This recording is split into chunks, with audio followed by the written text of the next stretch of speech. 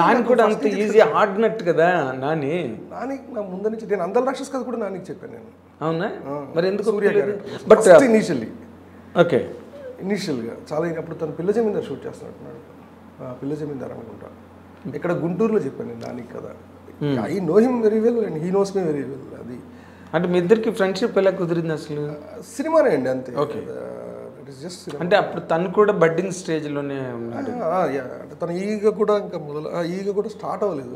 Confirm అయ్యాడు తను. Confirm start అవ్వలేదు. సో ఆ టైంలో కలిసాను నేను ఫస్ట్.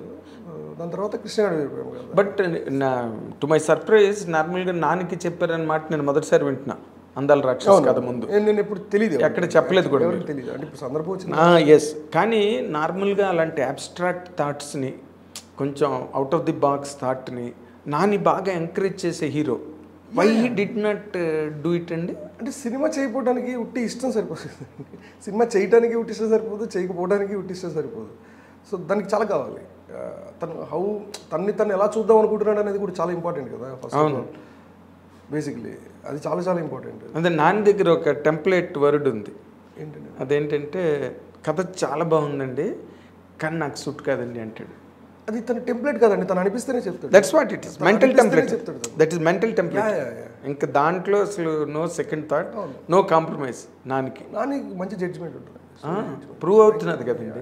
అది ఇంకా చాలా ఉన్నాయి. ఇంకా చాలా ఉన్నాయి. వెరీ సూన్ చూస్తారు. ఎందుకంటే తన థాట్ ప్రాసెస్ నాకు తెలుసు క్లియర్గా. ఓకే. ఎలా ఉంటుందని తన డైమెన్షన్స్ కంప్లీట్లీ డిఫరెంట్ అసలు. అంటే తను చూసే విధానమే వేరు. చాలా అది చాలా గొప్పగా ఉంటుంది. లేకపోతే జెర్సీ ఇలాంటి సినిమాలు బయటకు వచ్చాయి. 100% రాదండి. 100%. అదే ఇందాక what is it that has stopped Nani అందాల రాక్షసి చేయకపోవడానికి? అంటే ఫిజికల్ రీజన్, ప్రాక్టికల్గా ఏమో ఎగ్జాక్ట్ తెలియదు నాకు. కథ అయితే నచ్చింది తనకి 100%. అంటే మీతో ఏం షేర్ చేసుకున్నాడు? నేను ఎక్కడ హోటల్లో చెప్పాను, నేను మొత్తం కథ చెప్పాను. చెప్పిన తర్వాత కథ చాలా బాగుంది అను, బట్ ఒక్కసారి ఆలోచిస్తాను, ఇవాళ చేస్తాను అని చెప్పను, అలా అని చేయట్లేదు అని చెప్పను, నాకు ఒక నైట్ టైం ఇవ్వు, ఇవాళ నేను ఆలోచిస్తాను. ఈ షూటింగ్ ఆ టైంలో పిల్ల జమీందార్ టైంలో. ఓకే. అదే మన చావల షోక్ది గుంటూరులో జరుగుతుంది. పిల్ల జమీందారే అనుకుంటాండి. 100% పిల్ల జమీందారే అనుకుంటా. నాకు కరెక్ట్ సినిమా అయితే తెలియదు, బట్ గుంటూరులో కలిసాను నేను. అదైతే గుర్తుంది. So some reason maybe. అంటే నెక్స్ట్ మళ్ళీ ఏం చెప్పలేదా మీకు? చెప్తానన్నాడు కదా. చెప్పాడు.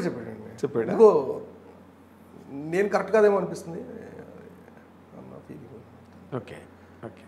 తను చాలా వెళ్ళింది. దాని తర్వాత కూడా నేను చాలాసార్లు మాట్లాడాను తనతో, వెరీ క్లోజ్ టు మీ. అదే తర్వాత కృష్ణగాడు విరిపోయిన తర్వాత చేద్దాం అనుకున్నాం. కృష్ణగాడు విరిపోయాము కదా, ఇద్దరం మాట్లాడుతూ బిల్డ్ చేసిన కథ అది. లిటరలీ చెప్పాలంటే ఒక ఐడియా లెవెల్ నుంచి దాన్ని అక్కడ దాకా తీసుకెళ్ళింది. ఊరికే సరదాగా సాయంత్రాలు కూర్చొని మాట్లాడుతూ అది అలా ఇవాల్వ్ అయిపోయింది కదా. ఓకే. అంటే మీకు మీ మీద ఉన్న అభిమానంతో అనురాఘవపూడికి నేను సినిమా చెయ్యాలన్నట్టుగా అది అలా కాదు అసలు. అనురాఘవపూడికి సినిమా చేయాలని కానీ, అనురాఘవపూడికి అవకాశం ఇవ్వాలని కానీ, అనురాఘవపూడికి హిట్ ఇవ్వాలని కానీ ఎవరు అనుకోరు. అంటే చిన్న ఎలిమెంట్ ఆఫ్ ఫ్రెండ్షిప్ ఉంది కదా. క్రియేటివ్ బాండ్ అయితే ఎప్పుడు ఉంది. అది ఎప్పుడు ఉంది. ఇప్పుడు కాదు, ఎప్పుడు ఉంది. అది ఇప్పుడు ఉంటుంది, ఎప్పటికీ ఉంటుంది. ఎందుకంటే నాకు చాలా ఇష్టమైన వ్యక్తి నాని. మీరు పదే చాలా ఇంటర్వ్యూలో నాని గురించి చెప్పారండి.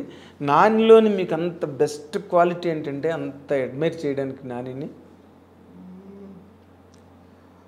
యాజ్ ఎ పర్సన్ కావాలి, నాకు యాజ్ అన్ యాక్టర్ కావాలి. యాజ్ అన్ యాక్టర్ లెజెండ్ అండి తను. అవునా?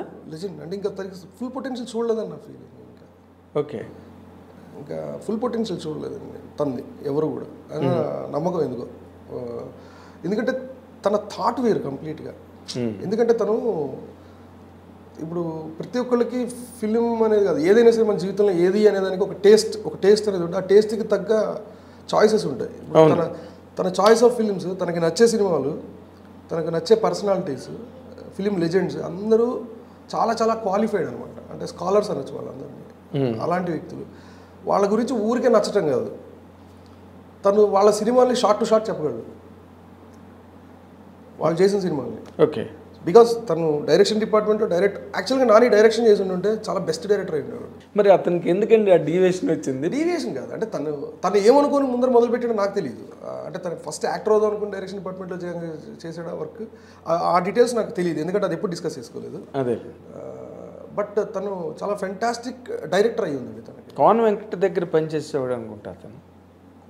శ్రీను వైట్ల గారి దగ్గర చేశాడు. శ్రీను వైట్ల, అదే కదా, శ్రీను వైట్ల కాన్ వెంకట అంటే కరెక్ట్ తెలియదు. నాకు చెప్పాడు కాన్ వెంకట గారు ఒకసారి, ఎప్పుడు అందరూ వెళ్ళిపోయినా ఏదో రాసుకుంటుండేవాడు కూర్చుని. మంచి రైటర్, తన దగ్గర కొన్ని కథలు ఉంటాయి తను రాసినవి, సూపర్గా ఉంటాయి. చాలా మంచి రైటరు, డెఫినెట్గా చాలా మంచి డైరెక్టర్ అండి, అందులో అయితే డౌట్ లేదు. డైరెక్టర్ మరి అసలు మీకు ఎప్పుడైనా అన్నాడా ఎందుకు డైరెక్టర్ అవ్వలేదు హీరో అంటే? ఆ డిస్కషన్ ఇప్పుడు అది ఎప్పుడంటే తన చాయిస్ రాంగ్ అయితే ఆ డిస్కషన్ వస్తాయి ఎప్పుడైనా. కరెక్ట్, తను తప్పు చేసి ఉండే, బట్ తను is proving himself every film, is growing every day.